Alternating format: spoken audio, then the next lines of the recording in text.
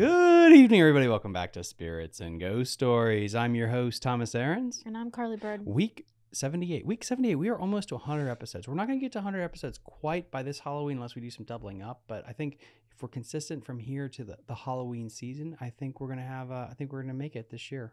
I really hope. It would be kind of cool if we make it this year.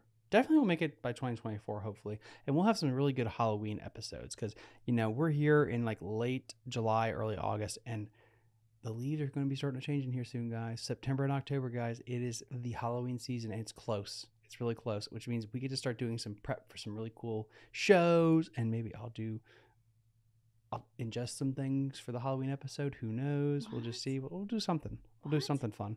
That would be special for me. Or I'll just drink some alcohol, and then we won't read a scary story. It'll just be The Cat in the Hat or something crazy like that. That would be amazing.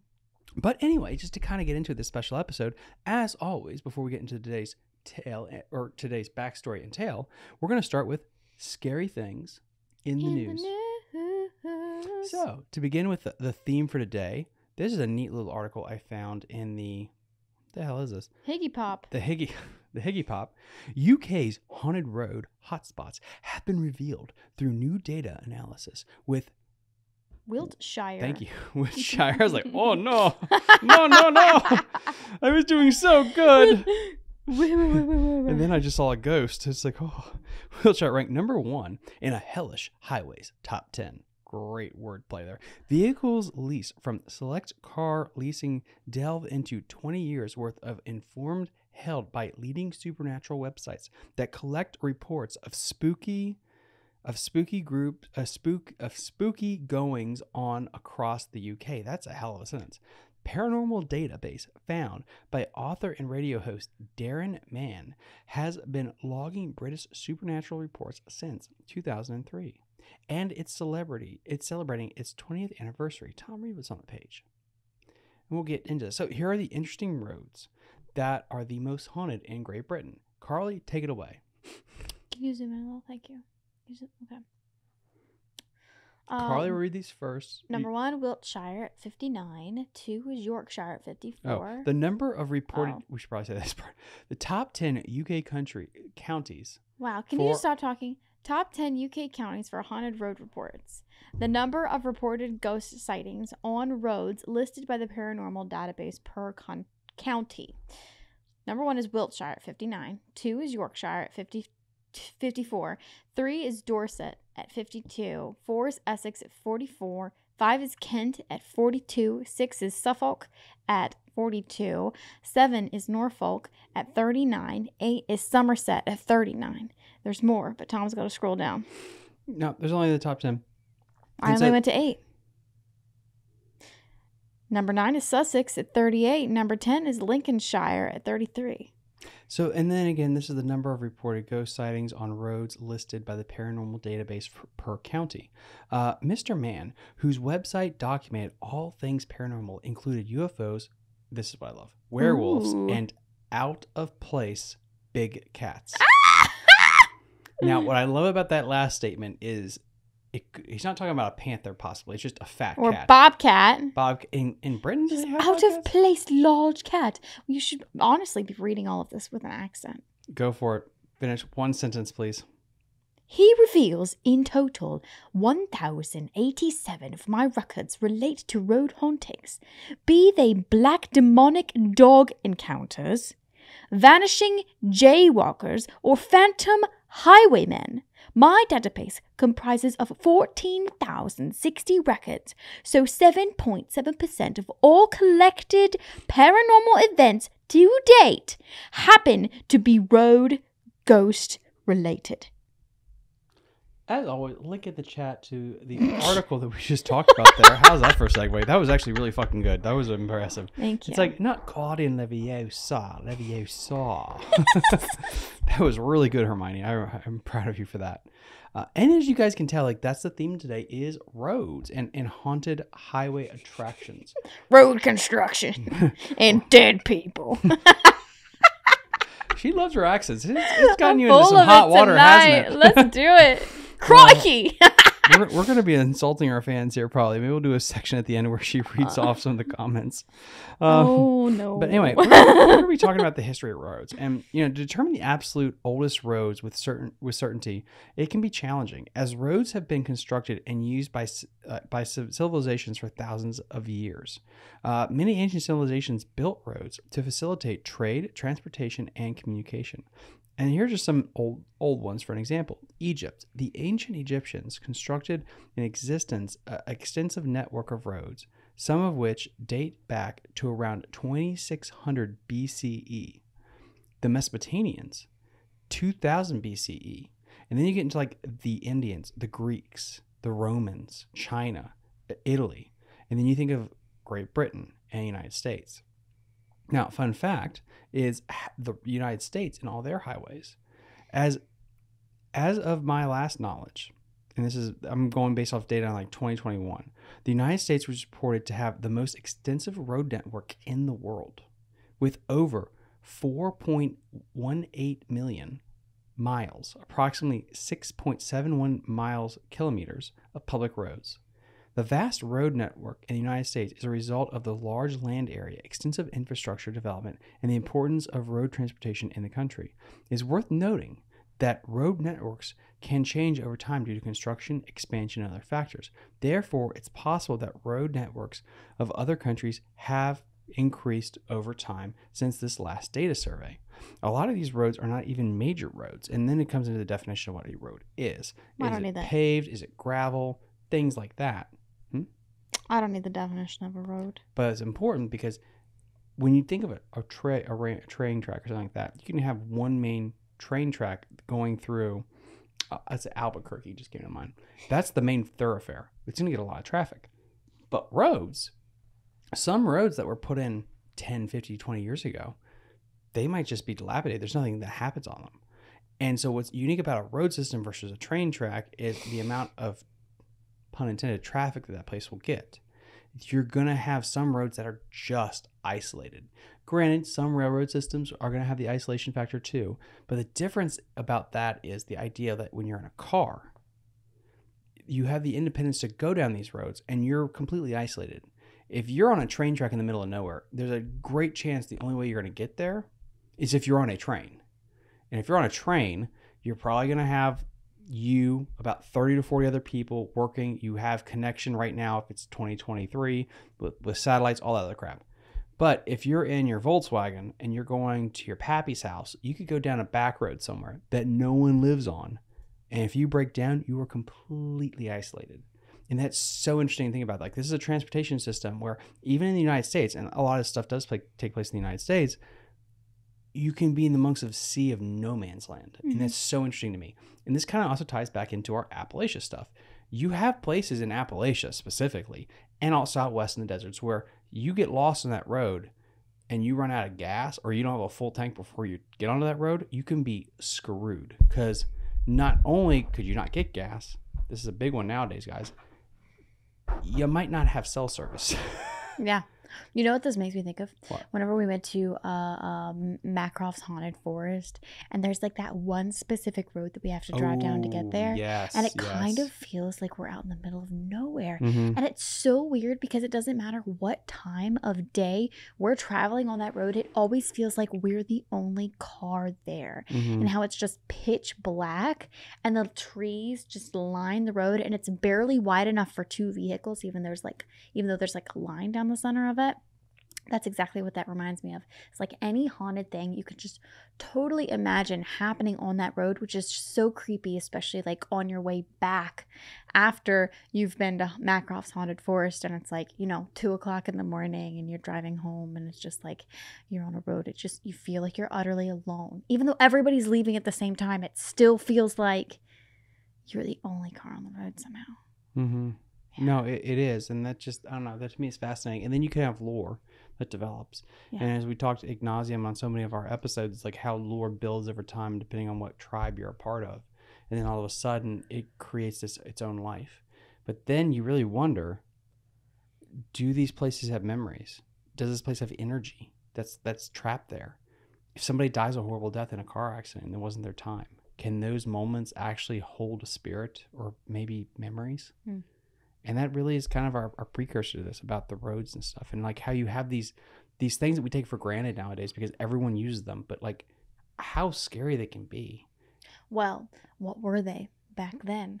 And think of all the most tragic things that happened. And remember how we talked about literally wherever tragic things happen or severe deaths take place, that's where the spirits typically cling. And the idea, like, there's so many roads that are so old, like Berkeley Springs has been around since George Washington, right? So a lot of those roads have just been repaved over. So like people have probably tread those things forever. Yeah. But anyway, that There's gets us some into old today's tale. All right, everyone. Prepare yourselves for the tale of the Ortega Highway in San Juan, California. Also known as Highway 74 or Route 74, the Ortega Highway in California is a beautiful road that winds through the mountains with chilling hairpin turns. The path cutting through the mountains has been likened to a spaghetti noodle, making it quite a dangerous road. However, there is far more to this road than physical dangers. There is one point along the twisting road that has a reputation for very, very strange occurrences. At that point, on the side of the road is a business, Quest Diagnostics. The business is a medical laboratory that is as normal as any business. However, what's unusual about the location of the business is what happens during the dark hours of night. Once you finish with this chapter, you'll be wondering about the history of that site. The clown. Imagine you are driving down Ortega Highway late at night, nearing Quest Diagnostics. You are preoccupied with the concerns of the day, but carefully focus on the road ahead of you because you know this can be a tricky drive at night.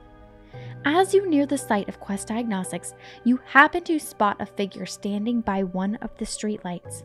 An uneasy feeling settles over you as you squint a bit to try to see this person better. As you draw a bit closer, you realize it's a clown. You aren't one to normally be afraid of clowns. Sure, you've seen the horror movies and television series that feature a horrific, murderous clown, but other than that, they don't bother you. At least not normally. That's why you can't understand the terror that begins to grow as you draw nearer to the streetlight beneath which he stands, watching you and not moving a muscle. As you draw nearer, the fear builds, but at the same time, the figure of the clown seems to begin disappearing, almost like a mirage. Once you pass the streetlight, he is completely gone. In a few moments, the fear has gone too. You shake your head as if to shake off the strange encounter you just had, but make a mental note not to watch any more clown movies.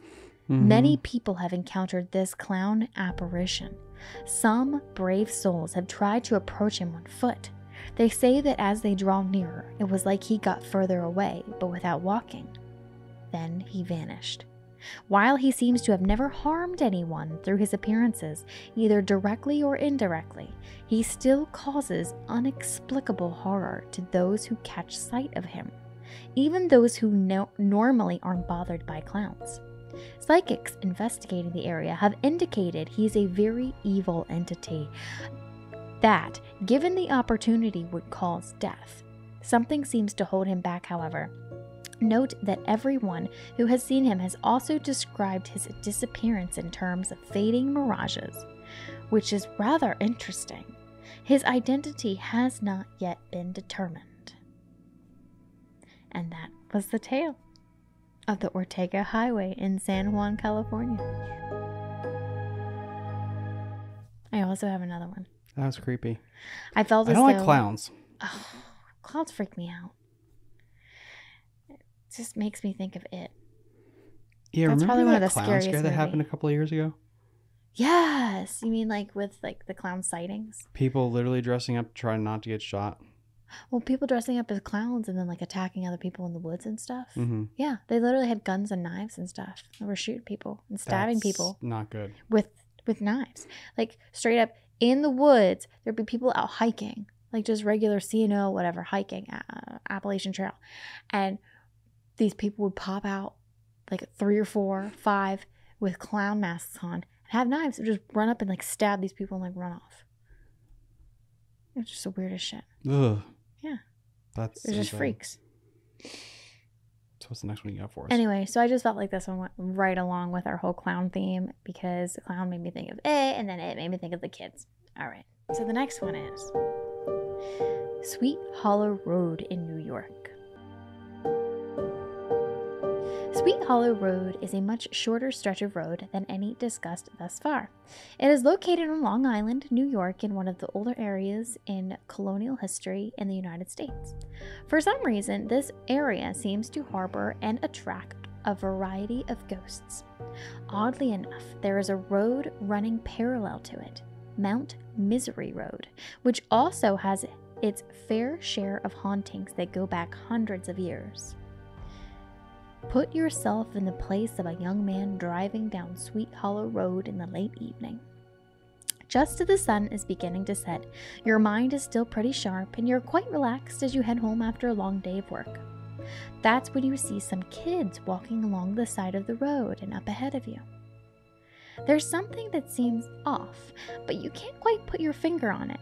Maybe it's because you expect to see an adult with them, given their young age and the late hour. The group seems to be all kids, though. Your curiosity is piqued, and you slow down a bit to get a better look at them. Something about them just doesn't seem to click. That's when you realize they are all dressed in Depression-era clothing. They look like something from an old newspaper, or maybe an old movie. On top of that, you can't imagine anywhere a group of young children like this would be headed to this time of day, without adult supervision at that. As you bring your car to a halt to get an even better view of the motley crew of kids, they vanish before your eyes.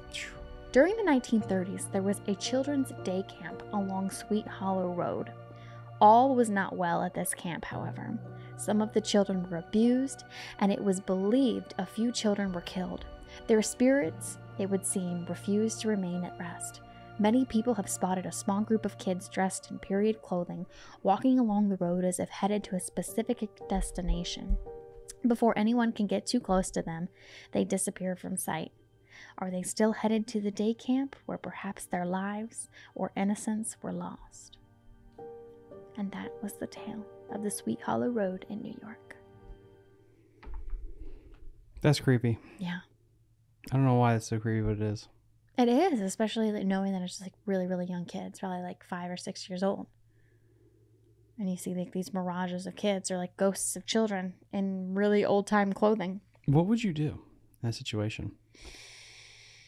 Well, I mean, if I saw them fade in front of my eyes, I'd be like, I gotta go get a drink. What was the scariest thing that ever happened to you on a road? Scariest thing that ever happened to me on a road. I gotta think.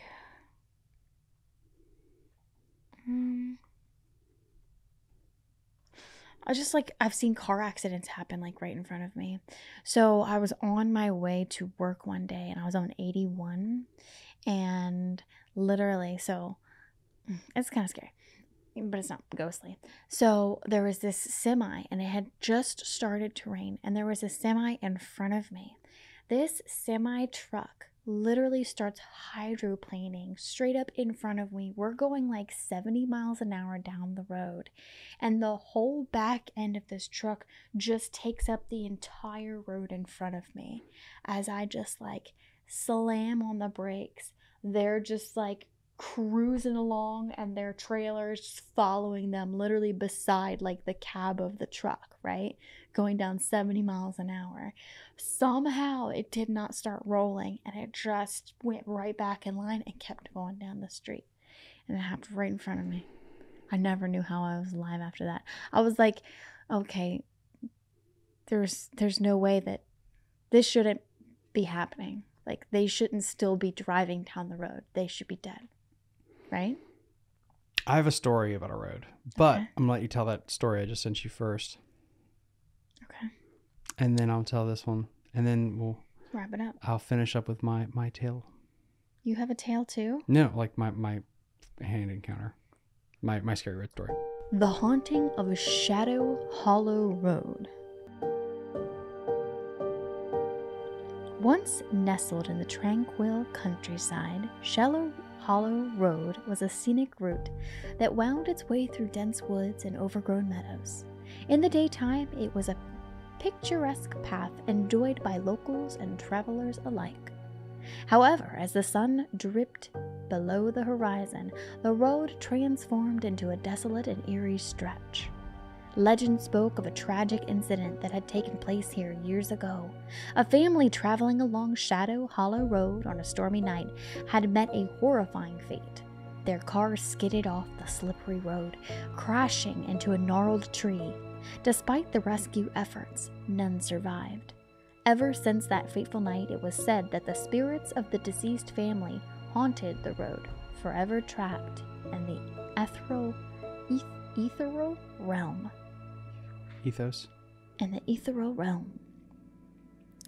Few dared to drive the road after dark. Stories circulated about strange apparitions glimpsed through the mist, eerie whispers that echoed among the trees, and headlights that flickered inexplicably.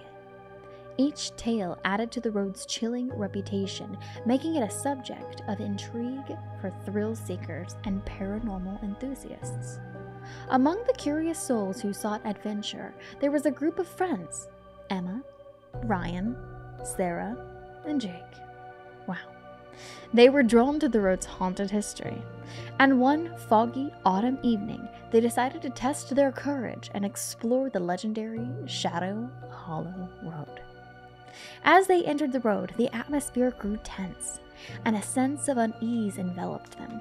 The dim headlights barely penetrated the dense fog, and the path ahead seemed to stretch into infinity. Nevertheless, they pressed on, with their nervous laughter attempting to mask their fear. As they ventured deeper, strange occurrences plagued them. The car radio emitted garbled voices and eerie tunes, even though the music station displayed as normal. Shadows danced in the periphery, and the temperature inside the car plummeted, causing visible puffs of breath. Ryan, the daredevil of the group, decided to turn off the headlights momentarily to heighten the spooky experience. Sounds like something Tom would do. However, as he did so, a chilling sight emerged from the darkness. The figure of a woman in a tattered white dress appeared in the middle of the road. Her hollow eyes seemed to pierce their souls. Panicking, Ryan quickly switched the headlights back on, only to find the apparition had vanished. The friends were unnerved, and doubts about their adventure began to creep in. Damn it, Ryan. Sarah suggested turning back, but curiosity and a desire for excitement urged them to keep going. Or death wish. Their fear escalated when the car suddenly stalled, leaving them stranded in the heart of Shallow Hollow Road. As they attempted to restart their engine, they heard eerie whispers outside, the disembodied voices of the spirits haunting the area. Fear gripped their hearts as they felt an unseen presence drawing closer. Just as they were about to give in to despair, a faint glow emanated from the woods. The figure of a young girl appeared before them, surrounded by an ethereal aura. Unlike the previous apparition, she exuded a sense of melancholy rather than malevolence. The girl spoke with a haunting voice, recounting the tragic tale of her family's demise on that very road. They had been wandering in the fog, disoriented and lost when the accident occurred. Her restless spirit, along with her family's, could never find peace. As the friends listened, empathy filled their hearts, and they realized that these spirits were not vengeful, but merely seeking solace and release. They asked the girl if there was anything they could do to help her and the family find peace. The girl explained that a long-lost locket, a precious family heirloom, had been lost during the accident. It was the key to freeing their souls for their eternal torment. With newfound determination, the friends set out to find the locket and provide the closure these spirits desperately needed. Through a harrowing journey into the depths of the haunted woods, they eventually found the locket buried beneath the roots of the gnarled tree that had claimed the family's lives. As they retrieved it, a soft, otherworldly glow enveloped them, and the spirits appeared once more. With tears in her eyes, the girl thanked them, and with the locket clasped in her ethereal hand, she and her family dissipated into the night, finally finding peace. From that day forward, the hauntings on Shadow Hollow Road ceased, and the once terrifying stretch transformed into a place of peace and tranquility. The legend of the road still lingered, but now it was known as a tale of compassion and bravery, reminding everyone that even in the darkest places, there is a glimmer of hope and a chance for redemption.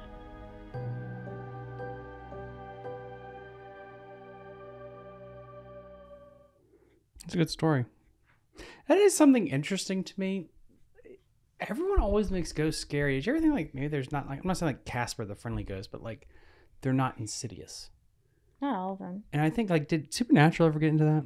Yeah. I don't like. I always remember like when they shoot them with like the rock salt, but I never remember like was there a ghost that wasn't bad? There was tons of ghosts that weren't bad. Okay, yeah, because I think that's an interesting thing. They had like 15 seasons. They've got to have a couple ghosts in there that aren't bad. I count 5 seasons, but yeah, I agree. Yeah, I just think it's so interesting. Like, oh yeah, I think it's gonna be like scary, but then it's like no, they're just lost souls. And I'm like, Right. that is so true. So when I was a wee lad, it was a blizzard, and I went over to a friend's house. I think his name is Seth. I went over to his house, and this was when we were living at the farm in Percival, and the snow is bad, and so my parents dropped me off in the morning. And it started to snow, and it already snowed. I'll preface this by it already snowed a little bit the last 2 or 3 days. So there's already like some decent amount of snow on the ground. They dropped me off at the truck, whatever. And this was an El Nino year. This was one of those years where it snowed so much the world shut down. Like the you didn't really take your trucks out. The roads were not plowed for like a day or two after this. Well, while it's snowing like this, I've been over at my friend's house all day, and I just refused to come home because we're having such a really good jolly old time. And then I made the boneheaded decision, and I'll blame the Garlands because they let me do this. All right, I'm just going to walk home. The roads are completely shut down. It's a full moon. It'll be okay. And so I start walking back, and it's about duskish time, but it's still snowing. I have my phone in a little plastic bag too, so it doesn't get wet because it's smart. And the roads are semi-paved. What year is this? I was young. Let's just say that. Right. Did you even have cell phones back then? It was a flip phone. It was a Razor. Okay. Dated myself there. But anyway, so like the main roads are kind of plowed in the sense where it's just a white sheet of snow, block snow, but then that's about it. Anyway, so it's just that. And like, it's no problem. I can walk this way all the way back. It's no big deal. I'm just going to do that because my parents were like, oh, we're not going to pick you up. And it's like, fine. So I do this. I walk all the way, and I was like, you know what? I'm not going to take the highway. That's stupid. I'm going to take the back road.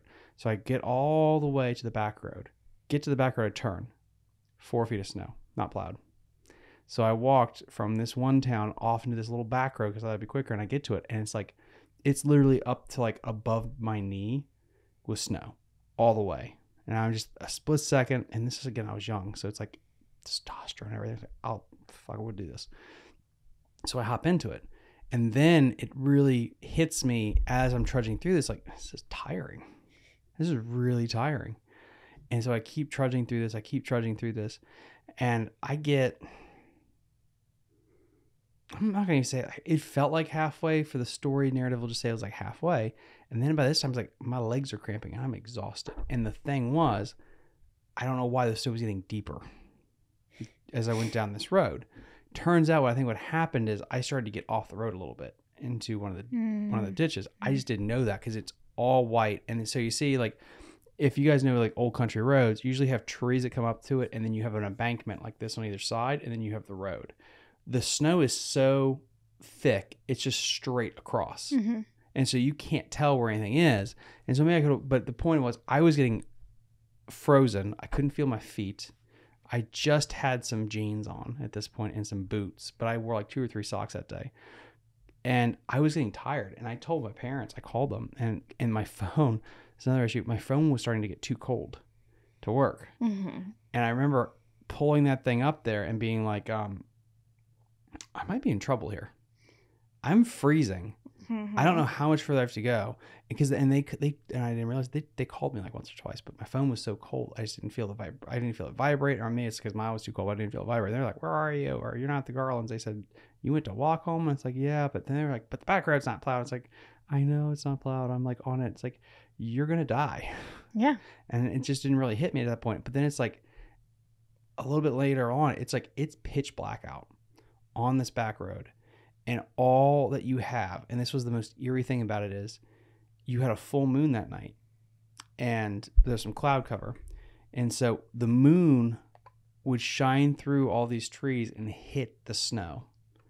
And it just illuminated everything in shadows. It was really freaky as hell. Mm-hmm. And this is a place that have a lot of wildlife too. And it is terrifying when you're out there alone, because first off, it's dead quiet. But then every now and then you hear it. Mm-hmm. And you look and you see shadows. Right. And it's a deer. Right. Or it's a squirrel or something like that. And it's eerie. And then all of a sudden a cloud would go right in front of the moon, and then it just So lights how did you off. make it? How did you survive? How are you here? I jumped over a tree because there was a tree that fell down on the road. Okay. And so I had to like cross this thing. I crossed the tree, got to the other side, hopped down, and my legs gave out.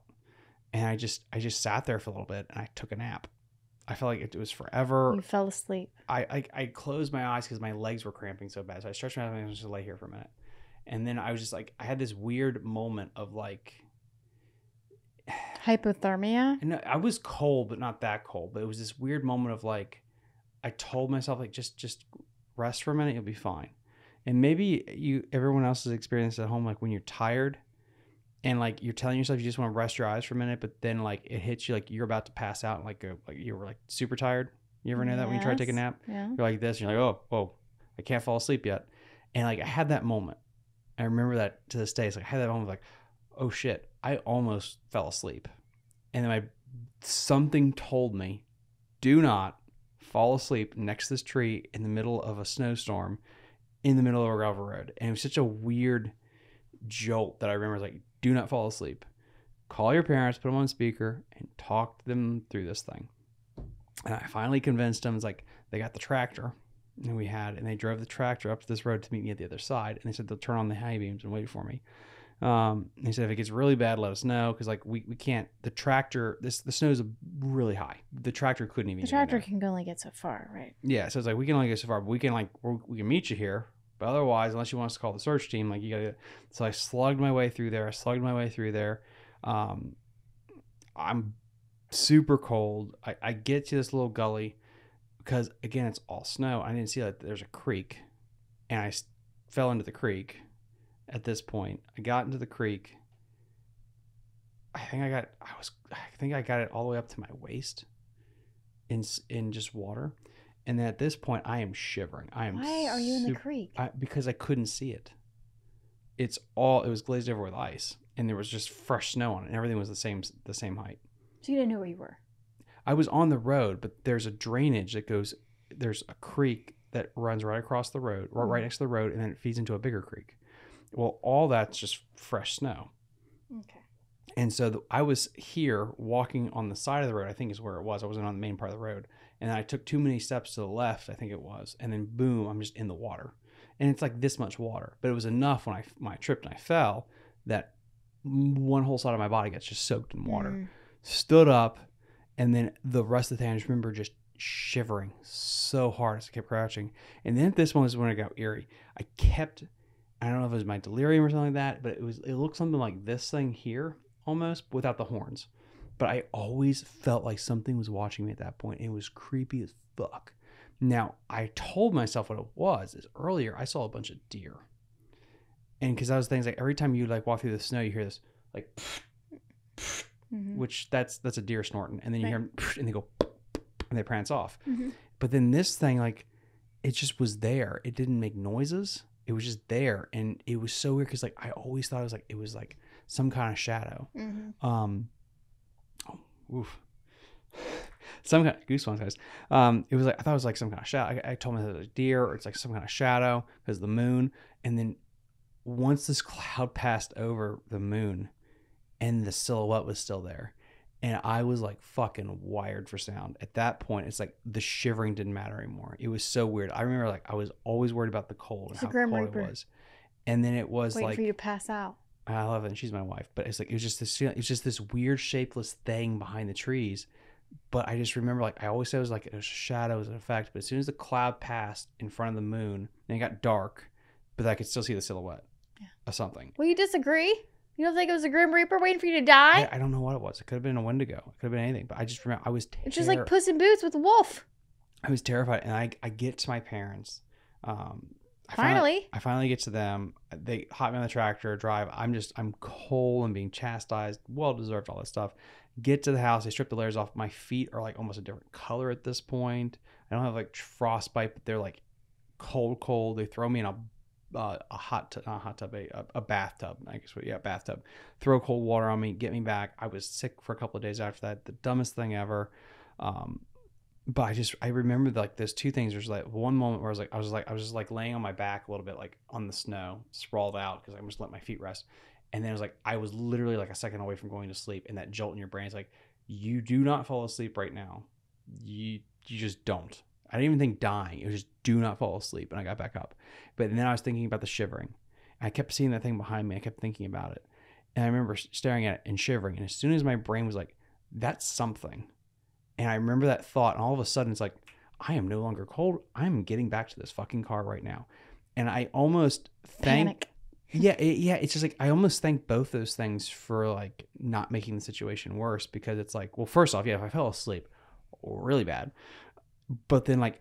But there are no houses that you could knock on and be like, hey, I'm going to die if I don't. There is a lot of houses, but they're back up all these windy roads. And I was a young kid. I was like, just get home.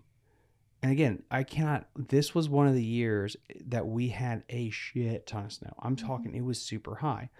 And it was worse is like, I don't think that place was paved from the last 2 days we had snow. Because it was like 3 days in a row we had snow. We had 2 light flurries, which was like 2 or 3 inches, and then we got dumped on.